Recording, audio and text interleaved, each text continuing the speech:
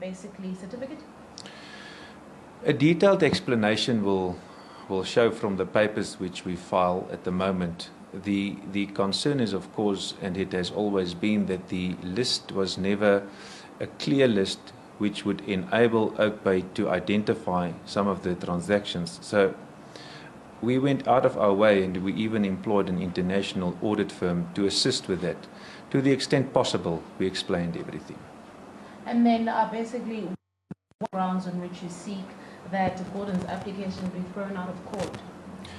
I think the essence of the opposition is that this application was not supposed to be brought in the first place. That is, the relief sought by the minister is moot, and the court is not a consultant. The court is there to ensure that disputes are resolved and to decide on those. And then can you, for our viewers' benefit, list out the entities that you seek must be joined in this application and why? No, I can't, because we don't think anybody else needs to be joined at the moment. All right, and then you have made some sensational allegations against the minister being part of a deep political conspiracy against the Oakbay group. Will evidence be proved at some stage to prove these allegations? No, I never made those allegations. What I said is, on instruction of my client, is that this application is a result of political, and there is no place in a court of law for that. That is the instruction I'm following, and that is the message that will be conveyed in the papers.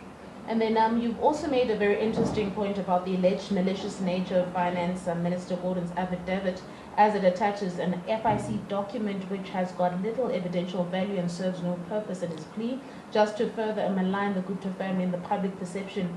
Can you elaborate on that particular loaded statement?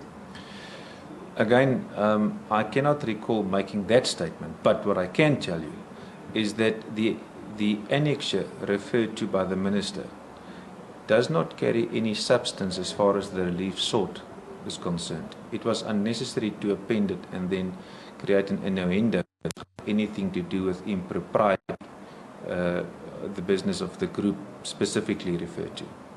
And then going back to basically relief sought, would there be another relief sought that would actually be basically better his case? What's on the papers will stay on the papers. The relief sought is the relief sought.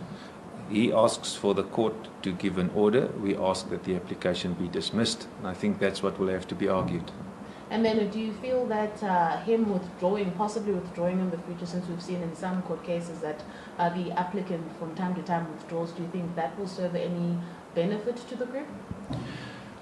I do not expect a withdrawal. This is a court case which could have been prevented, and I've written a letter shortly after the application was served to invite the minister to withdraw the application, and that invitation was declined. Don't think there will be a change of heart. All right, and then in the application that you've also filed, the response rather to his application, is it also cited maybe that he pay for the legal costs should he lose?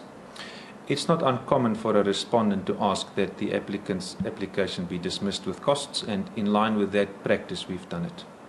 All right, and then going back, I know you can't speak too much on the merits of the case since it's still going to court and whatnot, but we've also seen that just last year, basically, a particular minister also came out and spoke openly about the group's basically banks being frozen and so forth. Do you still stand by that this could be political procurement?